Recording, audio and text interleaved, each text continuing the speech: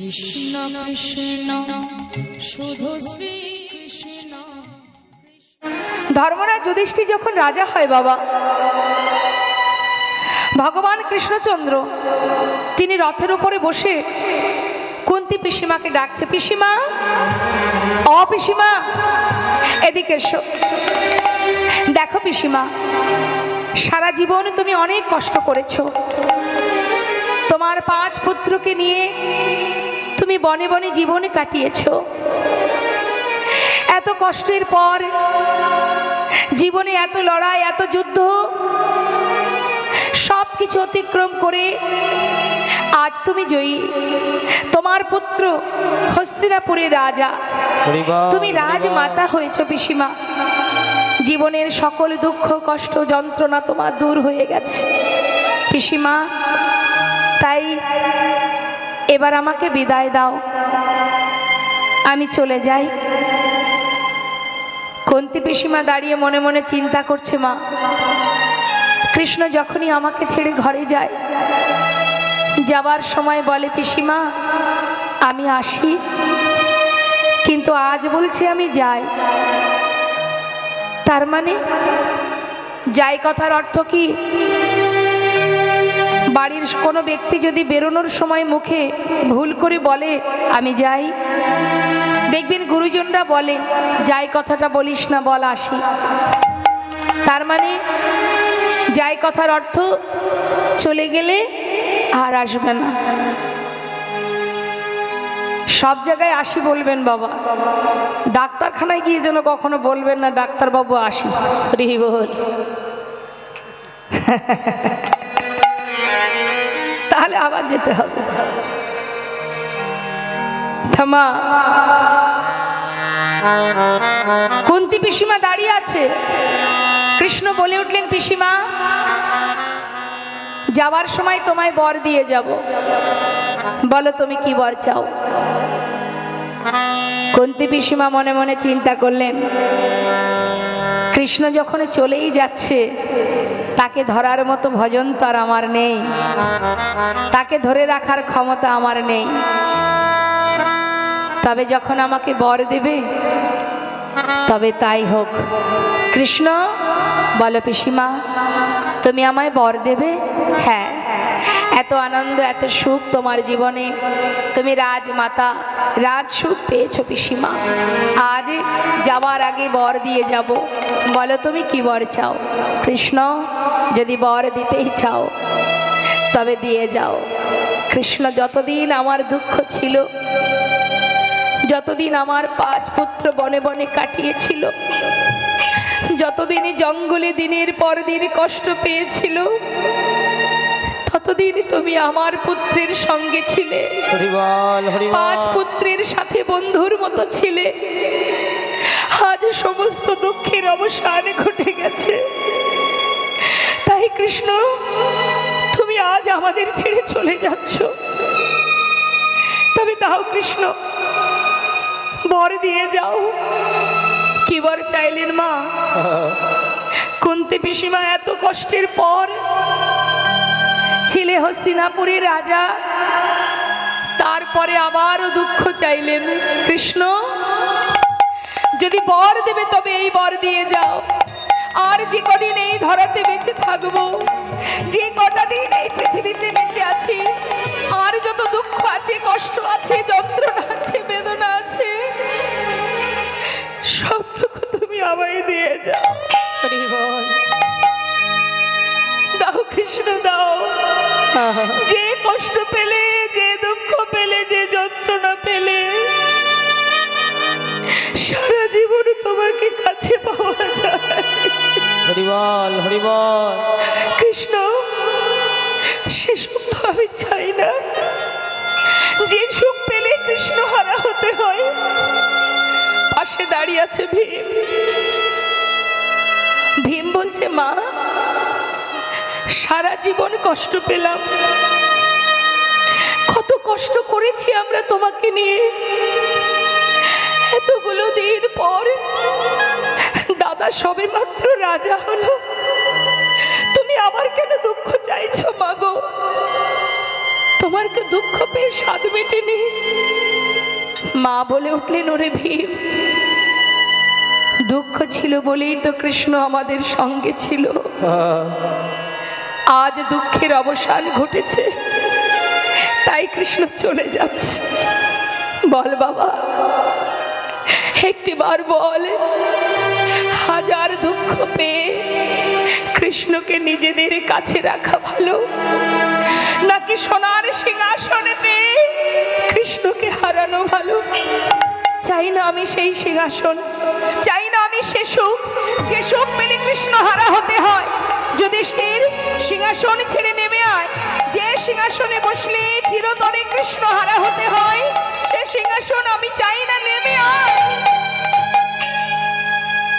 নেমে আয় বাবা, নেমে আয়। হরি বল। স্বয়ং ভগবান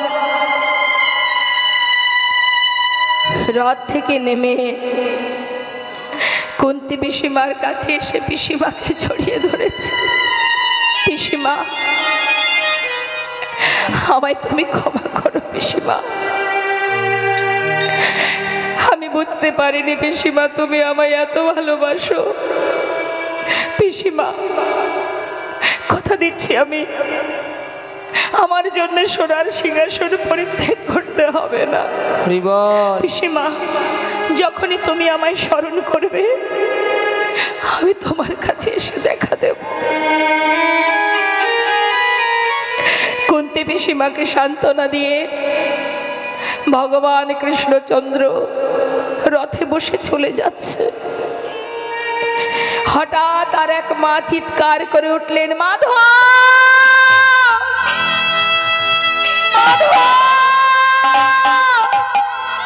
একটু দাঁড়াও মাধব, একটু দাঁড়াও, একটিবার চেয়ে দেখো আমি কে। চিনতে পারছো তুমি? ভালো করে চেয়ে দেখো আমি কে। এক নয়, দুই নয়, শত কোটি সন্তান, শত সন্তানের প্রাণ হারিয়েছি, শত পুত্র আমায় ছেড়ে চলে গেছে। চেয়ে দেখো আমার পানে, ভালো করে চেয়ে দেখো মাধব। একটা নয়, দুটো নয়, শত পুত্র হারা জননী আমি। শুনে রাখো মাধব, আজ তোমার জন্য এমন অবস্থা আমার। সন্তান হারা জননী আমি, পাগলের ন্যায় পথে পথে ঘুরছি আমি। মাধব, তোমার জন্য আজ আমি সন্তান হারা হয়েছি। বংশে একটি বাতি দেওয়ার মতো পুত্র তুমি রাখনি। শোনো মাধব, আজ আমি তোমায় অভিশাপ দেব। তুমি যদি না চাইতে এই যুদ্ধ হতো না। তুমি যদি না চাইতে আজ আমি সন্তান হারা হতাম না। মাধব, আমি তোমায় অভিশাপ দিলাম, আমি তোমার অভিশাপ দিলাম। যেমন তুমি আমার কুরু বংশ ধ্বংস করেছো, তেমন তোমার যদু বংশ ধ্বংস হয়ে যাবে। একটা দ্বীপও বেঁচে থাকবে না। আরো বলি শোনো, তোমারও মৃত্যু হবে। নিম্ন বৃক্ষের ডালে তুমি বসে থাকবে, ব্যাধের হাতে তোমার মৃত্যু হবে। আমি সুবল কন্যা, অভিশাপ ব্যর্থ হবে না। সমস্ত রাজসভার প্রত্যেকে এসে মাতা গান্ধারীকে জড়িয়ে ধরে বলছে, মা হরিবল হরিবল, তুমি অভিশাপ ফিরিয়ে নাও। মা, এই অভিশাপ করো না, অভিশাপ ফিরিয়ে নাও। ভগবান কৃষ্ণচন্দ্র বললেন, শান্ত হও। মা তো কোনো ভুল কিছু বলেনি, ঠিকই তো বলেছে। তোমরা কেউ বাধা দিও না। শুনে রাখো, কুরুক্ষেত্রের যুদ্ধে জয়ের আনন্দ যেমন আমি পেয়েছি, তেমনি পরাজয়ের যন্ত্রণাগুলো আমি পেয়েছি।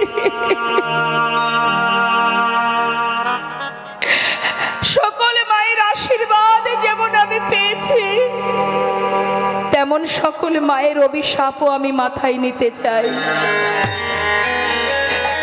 তোমরা বাধা দিও না। ছুটে এসে মাতা গান্ধারীর কাছে এসে করজোড়ে বলে উঠলেন, মা, মাগো, তোমার কথাই সত্য হবে মা। আমি তোমার এই কথা শিরোধার্য করলাম। ধ্বংস হবে মা, তোমার বাক্যই সত্য হবে। বাবা, সেই 56 কোটি যদুবংশ মা, তারা শিশুকাল পার করে যখন পরিপূর্ণ যৌবন বয়স হলো তাদের, তখন তারা গুরুজনকে সম্মান করে না, শ্রদ্ধা ভক্তি করে না। এতটাই উদ্ধত ছিল, এতটাই দুষ্ট ছিল সেই 56 কোটি যদুবংশের সন্তান। আর সেই সন্তানেদের মধ্যে একটি সন্তান ছিল অনেকটা মেয়েদের মতো দেখতে, যার নাম ছিল শাম্ভ। মেয়েদের মতো দেখতে বলে তার শরীরে একটি কাপড় পরিয়ে পেটের উপরে একটা কড়া বেঁধে জঙ্গলে মুনি ঋষিদের কাছে নিয়ে গিয়ে জিজ্ঞাসা করছে, ও ঋষিবর, ও মুনিবর, তোমরা বলতে পারো এর গর্ভে কে জন্ম নেবে? এখন যুগ যুগ ধরে সাধনা করছে যারা বাবা, তাদের কিছু কি জানতে বাকি থাকে মা? বলে উঠলেন, বালক, তোমরা এইভাবে বারবার বিরক্ত করো না, তোমরা ঘরে ফিরে যাও। কিন্তু কোনো কথাই শুনছে না। কেন যাব? যুগ যুগ ধরে সাধনা করছো, তোমরা বলতে পারবে না এর গর্ভে কে জন্ম নেবে, নারী না পুরুষ? বারবার বিরক্ত করছে বলে তখন সেই মুনি ঋষি বলে উঠলেন, তবে শোন, এর গর্ভে যে জন্মগ্রহণ করবে তাকে দিয়েই তোদের এই 56 কোটি যদুবংশ ধ্বংস হয়ে যাবে। তারা এই কথা শুনে ঘরে চলে গেল। দেখতে দেখতে সেই যে পেটে কড়াটা বেঁধেছিল বাবা, সেটা ফাল হয়ে প্রসবিত হলো। সেই ফাল নিয়ে যখন ভগবানের কাছে গেল, ভগবান দেখেই চিনতে পারলেন। তিনি সব কথা তার মনে পড়ে গেল। তিনি বলে উঠলেন, বালক, এক কাজ করো, এই ফালটা নিয়ে প্রভাস নদীর তীরে যে পাথর আছে, ওই পাথরে এটাকে ঘষে ঘষে শেষ করে দাও। সমস্ত বালকরা ছুটে গেল প্রভাস নদীর তীরে। সেখানে যে পাথর, সেই পাথরে ফালটা ঘষতে শুরু করলো। যত ঘষছে তত ফেনা বাহির হচ্ছে, আর ওই ফেনাগুলো সব নদীর ধার দিয়ে দিয়ে যাচ্ছে। একটা করে নল খাগড়ার গাছ তৈরি হচ্ছে, ওই ফেনা দিয়ে নল খাগড়ার গাছ তৈরি হচ্ছে। এইভাবে ঘষতে ঘষতে যখন বাবার এতটুকু বাকি আছে, তখন মনে মনে চিন্তা করছে ছোট ছোট বালকরা যে এইগুলো এটুকু দিয়ে আর কি বা হবে, তাই সেটাকে তারা জলের মধ্যে ফেলে দিল। আর জলের মধ্যে যখন ফালটা ফেলে দিয়েছে, ওই জলের ভিতরে ছিল একটি মাছ, রাঘব বোয়াল। সে কি করেছে, সেই ফালটাকে গিলে ফেলেছে। এদিকে ধীবরেরা মাছ ধরতে গিয়ে সেই জালের মধ্যে মাছটাকে পেয়েছে, তীরে তুলে সেটাকে কর্তন করা মাত্রই পেটের থেকে ফালটা আবার বাইরে বেরিয়ে এসেছে। সেই ফালটা নিয়ে ধীবরেরা কি করবে? ধীবরেরা সেই ফালটা নিয়ে জঙ্গলের মধ্যে ফেলে দিল। আর সেই ফালটা কুড়িয়ে পেল জরা নামের এক ব্যাগ। এই জরাকে মা, এ হচ্ছে বালিপুত্র অঙ্গদ। যখন প্রভু রামচন্দ্র মা সীতাকে উদ্ধার করার জন্য বালিকে পিছন থেকে তীর মেরে হত্যা করেছিল, তখন অঙ্গদ জানতো না যে তার পিতাকে কে হত্যা করেছে। কিন্তু অঙ্গদ প্রভু রামচন্দ্রকে বিভিন্নভাবে সহযোগিতা করেছিলেন মা সীতাকে উদ্ধার করার জন্য। তাই প্রভু রামচন্দ্র খুশি হয়ে বলেছিল, অঙ্গদ, তুমি যেভাবে আমাকে সহযোগিতা করেছো, তোমার সেবায় আমি খুশি, তাই আমি তোমাকে বর দিয়ে যাব। বলো তুমি কি বর চাও? তখন সেই অঙ্গদ বলেছিল, দয়াময়, যদি তুমি বর দেবে তবে এই বর দাও যে আমার পিতাকে বিনা যুদ্ধে বিনা কারণে পিছন থেকে তীর মেরে হত্যা করেছিল, আমিও সেই ব্যক্তিকে তীর মেরে হত্যা করতে চাইনি। তাই গৌর হরি বল। ভগবান বললেন, তথাস্তু, তোমার মনোবাঞ্ছা পূর্ণ হবে। সেই অঙ্গদই কিন্তু বাবা এই দাপর যুগে জরা নামের ব্যাধ। সে তো পাখি ধরতো বাবা, এখন ওই জঙ্গলের মধ্যে ফালটা পেয়ে মনের আনন্দে তীরের আগায় বিঁধে রেখেছে। কেন? তাহলে পাখি মারতে আরো ভালো হবে। সেই ফাল দিয়েই কিন্তু প্রভুকে প্রভুর চরণে মাছরাঙা পাখি ভেবে এই যজ্ঞ সম্পন্ন হবার পর, প্রভাসের তীরে যজ্ঞ সম্পন্ন হবার পর 56 কোটি যদুবংশ তারা ওই নদীর তীরে, প্রভাস নদীর তীরে, তাদের মধ্যে কথা কাটাকাটি হতে হতে তারপরে হবে মারামারি, আর মারামারি হতে হতে হবে লাঠালাঠি। এখন লাঠি কোথায় পাবে? ওই যে নলখাগড়ার গাছ, যেটাকে যে মারবে সেই ভূমিতে পতিত হবে। আর ভগবান যজ্ঞ সম্পন্ন করে সে নিম্ন বৃক্ষের ডালে বসে চরণটা তার দুলবে, আর চরণটাকে মাছরাঙা পাখি ভেবে এই জরা নামের ব্যাধ যখন তীর ভেদ করবে, ভগবান ভূমিতে পতিত হবে। সব কিছু সাজানো গোছানো হলো বাবা, ভগবান চলে গেল দ্বারকায়। আর বৃন্দাবনের কি অবস্থা আমরা পদাবলী দিয়ে একটু ছোট করে শ্রবণ করব। সেই সঙ্গে একটা কথা বলবো মা, এই সুন্দর হরিবাসর, এদিকে ভগবানের সেবা, নৃসিংহদেবের সেবা, আপনাদের মতো সাধুগুরু বৈষ্ণবের সেবা, এ তো আর কিঞ্চিত ভিক্ষা দ্বারা সম্ভব নয় বাবা, একার দ্বারা সম্ভব নয় মা। তাছাড়া যিনি বিশ্বব্রহ্মাণ্ডের মালিক, তিনি বিশ্বব্রহ্মাণ্ডের মালিক হয়েও ভক্তের কিঞ্চিত ভিক্ষা, ভক্তের দান, ভক্তের ভালোবাসা স্বরূপ যে দান, সেই ভিক্ষা তিনি বড় ভালোবাসেন। আপনি যেটুকু দান করছেন ভগবানের জন্য, মন থেকে দান করছেন, এই যে মন থেকে দান করছেন, আপনি মন থেকে নিবেদন করছেন, সেটাই কিন্তু ভগবান সন্তুষ্ট হন। তাই আপনাদের চরণে আমার নিবেদন, আপনারা ভগবানের সেবার জন্য নিবেদন করুন, যতটুকু আপনাদের সামর্থ্য আপনারা অর্থ দান করুন ভগবত সেবার তরে। দান করছেন, আবারও আপনাদের কাছে আমরা যাব, কমিটির ভক্তগণ, ছোট ছোট ভাইয়েরা আপনাদের কাছে যাচ্ছে, দেখুন কতটা কৃষ্ণ ভক্তি তাদের হৃদয়ে এইটুকু বয়সে।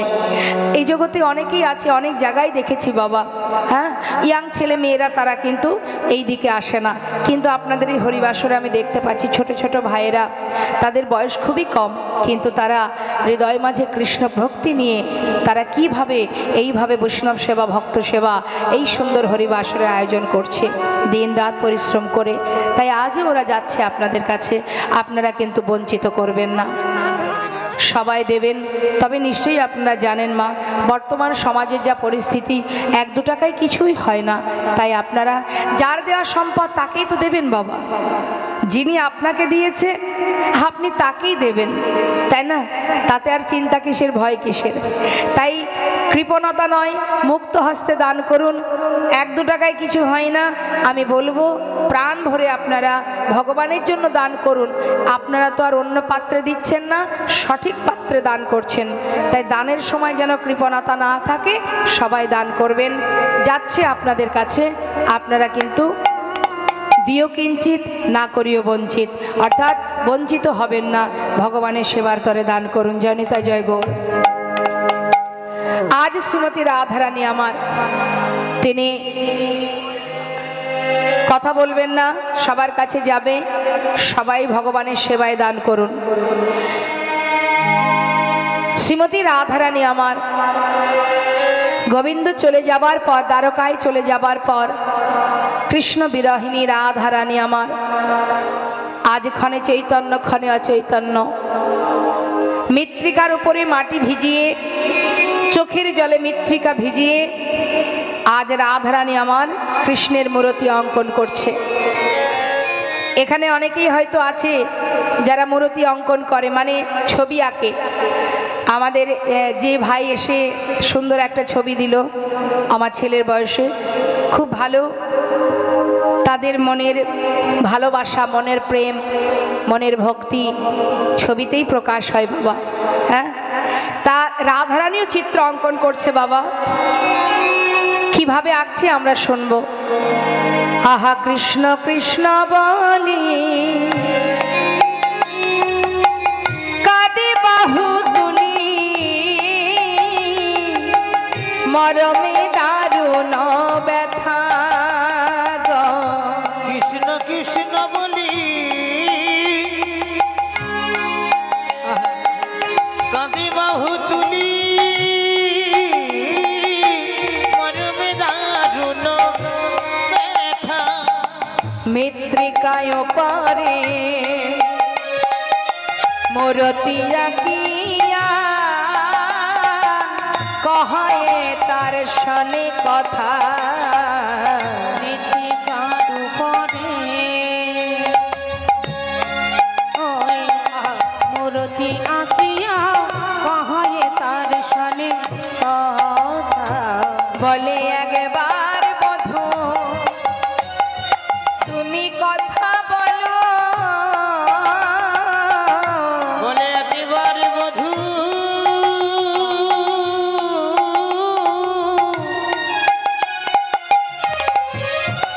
তুমি কথা বলো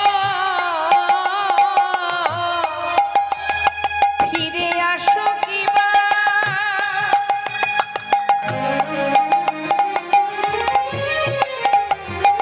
নাইবা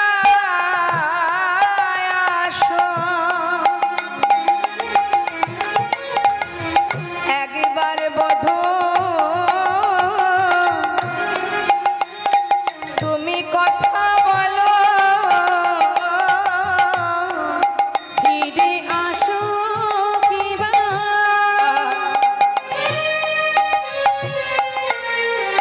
বধূ নাইবা আসো একবার তুমি কথা বলো ফিরে আসো কিবা নাইবা আসো একবার বধূ কথা বলো ফিরে আসো কি মা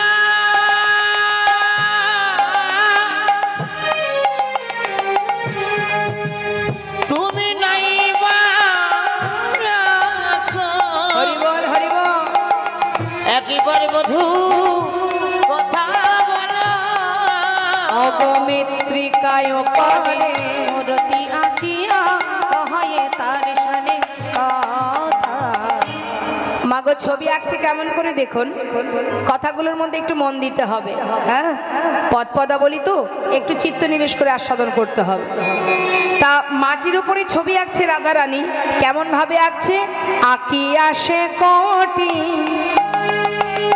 পরাই ধটি কত না যতন করি ওই নয়া কি আছে কোটি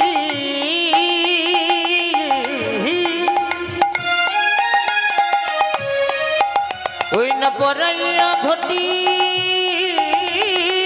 কত না যতন করি নাভি সরোবর আঁকিল তার পার কত না যতন করে সরোবরে ওই আঁকিল তার ফল কত না যতন করি কিভাবে ছবি আঁকছে মা আঁকি আসে কোটি পরায় ধটি মানে কোমরটা আগে এঁকেছে যারা ছবি আঁকে বাবা দেখবেন মানুষের ছবি আঁকতে গেলে হয় মস্তক থেকে আঁকতে হয় আর না হলে চরণ থেকে আঁকতে হয় কিন্তু রাধারানী আঁকছে কোথা থেকে কোমর থেকে মাঝখান থেকে যেই না এঁকেছে সখীরা চেপে ধরেছে হ্যাঁ রে রায় এই রাজনন্দিনী বলি ও রাধে কি হয়েছে তোর বলতো এটা কেমন আঁকাচ্ছিলি রে আরে তোর বধূর চিত্র অঙ্কন করছিস ঠিক করে অঙ্কন কর হ্যাঁ রে কেউ তো চরণ থেকে আঁকে না হলে মস্তক থেকে আঁকে তুই মাঝখান থেকে কেন আঁকছিস কেন মস্তক থেকে আঁকলি না আর কেনই বা চরণ থেকে আঁকলি না শ্রীমতী রাধারানী বলেছে ললিতা রে আমি কেন জানি সে বদন আঁকি নাই আমি গুরু ধরে অঙ্কন শিখেছি আমি ভুলি নাই তাহলে মস্তক থেকে আঁকিসনি কেন যদি আগে আমার বধুর বদন আঁকি হরিবল আমার পরাণে বধুর ওই যুগল নয়নে ওই জুড়া ভুরু বাঁকা নয়ন যদি একবার আমার চোখে পড়ে আর আমি অঙ্কন করতে পারবো না আমার দুটি নয়নে জলে ভরে যায় তাহলে চরণ থেকে কেন করলি না হরি ললিতা রে যদি আমি চরণ আঁকি এই বৃন্দাবনে আমার পরাণ বধূ আমায় ছেড়ে চলে গেছে, যদি আবার আমি চরণ আঁকি, সেও যদি আমায় ছেড়ে চলে যায়, আমি কি নিয়ে এই ব্রজে রইব? আমি কি নিয়ে বল ব্রজে রহিব? চরণ দিলে যদি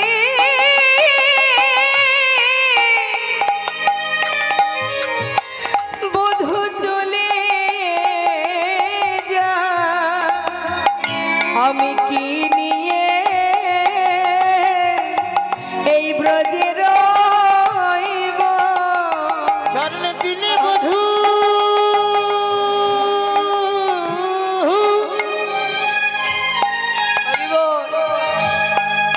বধূ চলে যাই রে সখী রে, আমি কি নিয়ে মোদের শ্রীমতী রাধারানী বলেছে, সখী রে, সেই কারণে আমি চরণ আঁকি নাই। আমার পরাণ বধূ যদি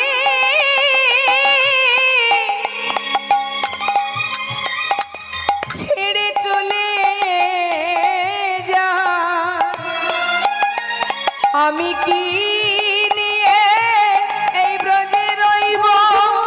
তাই গৌর হরি বল, হরি বল, হরি বল। আমি কেমন করি মোদের রহিব? আমার বধূ যদি চলে যায় গো, আমি কেমন করে মোদের রহিব? বধূ যদি চলে যায় গো, আমি কেমন করে মোদের রব?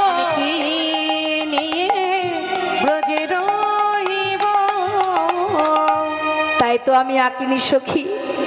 সখীরা বলে উঠলেন, জয় রাধে রাধে। রাধে এমন হরিদাসী কৃষ্ণদাসী আর কে বা হবে বৃন্দাবনে? হ্যাঁ রে রাই, এরপরে কি আঁকবি?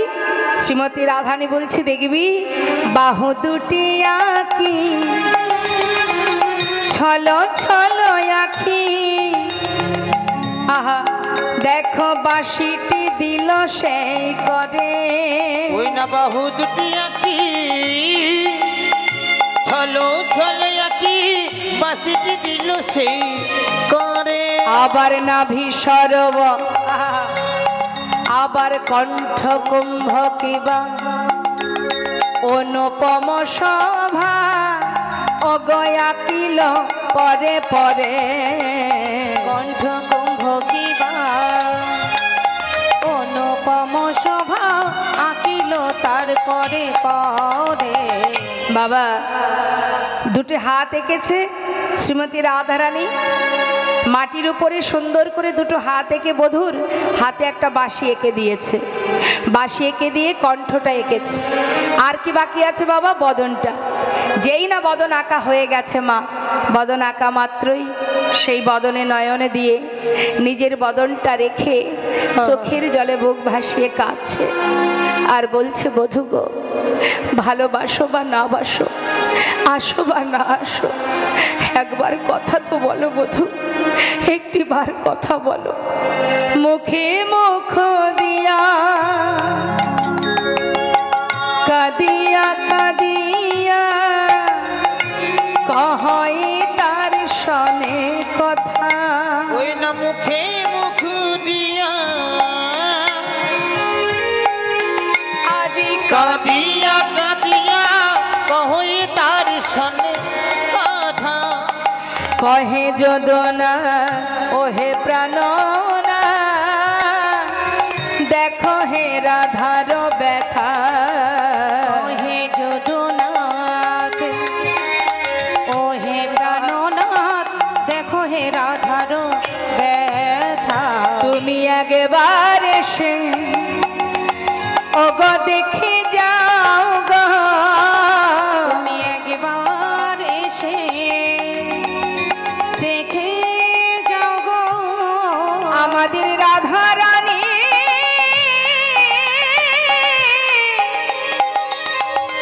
রাধা রানী কেমন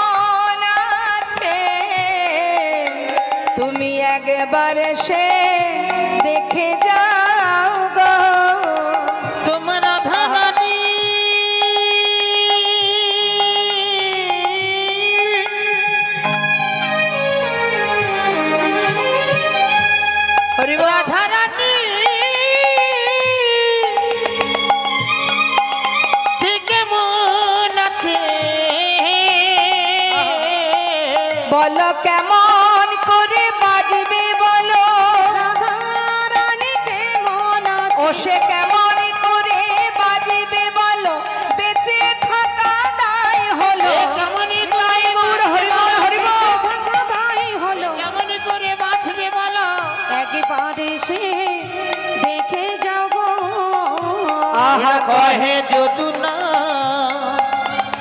ওহে প্রাণ না দেখো না রাধারো ব্যথা। বাবা আজ আমার রাধারানী সুন্দর করে চিত্র অঙ্কন করে কাঁদছে আর হঠাৎ বৃন্দাবনে দেবর্ষি নারদের মনে বাসনা হলো যে যাই বৃন্দাবনে গিয়ে একবার একটু সাধু সঙ্গ করে আসি। বহুদিন হলো সাধু সঙ্গ করা হয়নি, তা যাই একটু সাধু সঙ্গ করে আসি। এই ভেবে দেবর্ষি নারদ এবার ধীরে ধীরে বৃন্দাবনের দিকে যাচ্ছে। আর এদিকে বৃন্দাবনের কি অবস্থা মা? কৃষ্ণহারা হয়ে কৃষ্ণ শোকে সবাই বিভোর হয়ে আছে। কৃষ্ণ বিরহের তাপে গোটা বৃন্দাবন জ্বলছে। আর সেই সময় দেবর্ষি নারদ আসছে বৃন্দাবনে সাধু সঙ্গ করবে বলে। বিধির নন্দন আজি চিন্তা মনে মনে, বিধির নন্দন আজি চিন্তা মনে মনে চলে যাই গো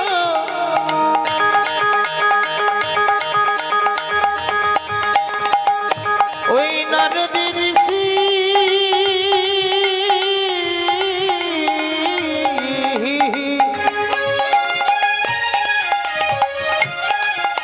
ওই বৃন্দাবনের পথে চলে যায় গো হে হে হে হে হে হে হে হে বিধির নন্দন আজি চিন্তা মনে মনে, ওই না বিধির নন্দন আজি চিন্তা মনে মনে কোথা রহু কৃষ্ণ ভক্ত হেরিব নয়নে, কোথা রহু কৃষ্ণ ভক্ত হেরিব ওই নয়নে না কোথায় রহু কৃষ্ণ ভক্ত হেরিব নয়নে আহা এত চিন্ত দেবী ঋষি ঢেকিতে চড়িয়া, চিন্ত দেবী ঋষি ঢেকিতে চড়িয়া দেখিতে দেখিতে যায় উলসিত হইয়া, দেখিতে দেখিতে যাই উল্লসিত ওই হইয়া না দেখিতে দেখিতে যাই উল্লসিত হইয়া আহা আনন্দ ধরে না, আনন্দ ধরে না আনন্দ ধরে না, আনন্দ ধরে না সাধু সঙ্গ পাবে বলে আনন্দ ধরে না, ওই সাধু সঙ্গ পাবে বলে আনন্দ ধরে না। আজ ভক্ত সঙ্গ করবে বলে আনন্দ ধরে না, আজ ভক্ত সঙ্গ করবে বলে আনন্দ ধরে না আহা দেখিতে দেখিতে যায় উলসিত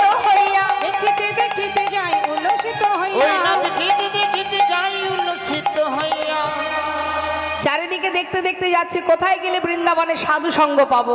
বহুদিন হয়েছে সাধু সঙ্গ করিনি, মনের আনন্দে সাধু সঙ্গ করবে বলে দেবশ্রী নারদ ছুটতে ছুটতে আসছে। আস্তে আস্তে হলো কি বাবা, একটা তাপ এসে তার গায়ে লাগলো। এত চিন্ত দেবী ঋষি চারি পানে চায়, এত চিন্ত দেবী ঋষি চারি পানে ওই চায় না এত চিন্তাতে পুরুষি চারি পানে চায় কোথা হতে তাপ আসি লাগে মোর গায়, কোথা হতে তাপ আসি লাগে মোর গায় ওই না কোথা হতে কাপাসি লাগিল মোর গায় কোথা থেকে আসছে তাপটা? চারিদিকে খুঁজছে তাপটা কোথা থেকে লাগছে। তাড়াতাড়ি করে যত বৃন্দাবনে ভিতরে প্রবেশ করছে বাবা, ভিতরে যত প্রবেশ করছে তত তাপটা বেশি লাগছে, তত বেশি লাগছে। কি ব্যাপার, এই তাপটা কিসের? যখন বৃন্দাবনে প্রবেশ করেছে, বৃন্দাবনবাসীকে দর্শন করে তার মনে পড়ে গেল, সে বুঝতে পারলো যে তাপটা কিসের।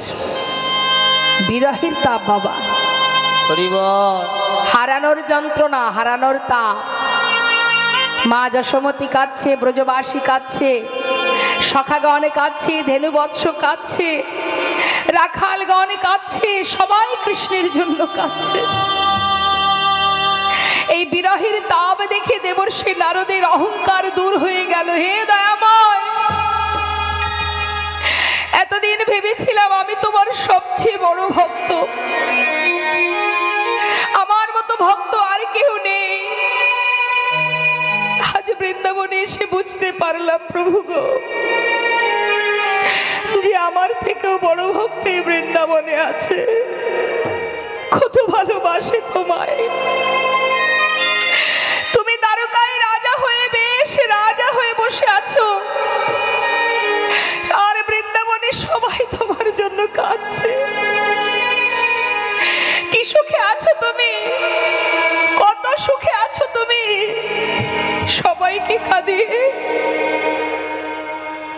কত আনন্দ ভোগ করছো তুমি। দয়াময়। হরিবল। এতদিনে আমার অহংকার চূর্ণ হয়ে গেল প্রভু গো। আমি দেবশ্রী নারদ, আজ আমি না দেখে যাব না যে তুমি সবাইকে কাঁদিয়ে কত সুখে বিরাজ করছো। আমি দ্বারকায় যাব, আমি দ্বারকায় গিয়ে দেখব তুমি কত সুখে আছো। আমি দেবশ্রী নারদ, আজ আমি তোমাকে উচিত শিক্ষা দিয়ে তবে ফিরবো প্রভু। দেরি না করে দেবশ্রী নারদ বৃন্দাবনের এহন শোকাহত জীব সবার চোখের জল দেখে, সবার কান্না দেখে সইতে না পেরে দেবশ্রী নারদ নিজের বীণাতে রাধা নাম গাইতে গাইতে এবার যাচ্ছে বৃন্দাবন থেকে দ্বারকাভিমুখে। নিজের বীণাকে বলছে, বীণা ছেড়ে দে ওই নাম, যে নাম এতদিন করেছিস ওই নাম আর গাইবি না। আজ থেকে তুই রাধা নাম কর। বল বল যন্ত্র রাধা নামে মন্ত্র, বল বল যন্ত্র ওই রাধা নামে মন্ত্র। যাগ যজ্ঞ ব্রত পূজা কিছু নাহি